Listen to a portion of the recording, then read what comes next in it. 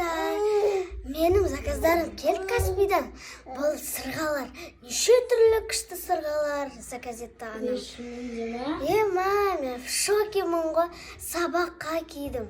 Күшті ғой. Бірі осындай гүл сияқты. Міне. Ал арты осындай. Тағатын ұштап құламау үшін осындай жылтырап тұратын. Екінші, бұл менің құлағымда золотистый, блестящий жүрек бұл. И және де бір посылка бар. Қандай сырға екен? Жемчуна сырға. Қазір ашып көреміз. Мен бұны ашқан жоқпын. Потому что бұл қатты жауық тұр. И кішкене тамақ іштім де.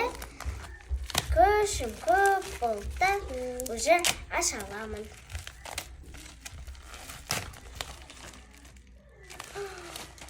Вау! Осындай сырғалар. Вау! Күшті екен ғой сырғалар. Біреу. Мұна ұқсас қой. Мұна артына тура сондай ғой. Бірақ мұна ұқсамайды. Потому что мұна ақ, а мұна сор. И мұна кішкене көбірек сияқты. Давай, ашып көреміз. Қазір мұна құлағымдағы сырғаны шешемде. Киемін.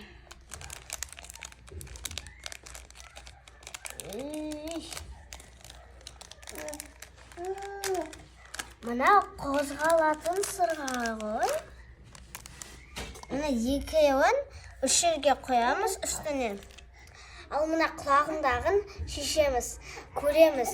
Примерим эту сережки.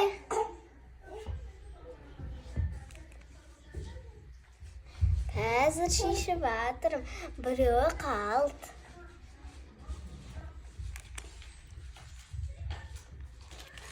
Мұнау бүйтіп қозғалатын ғой. Қараңдар шеш. Мен только бүйтіп тұрады деп ойладым. Қалай шарады екен? Арты осындай екен ғой. Мәсі. Түсіп қалды. Мен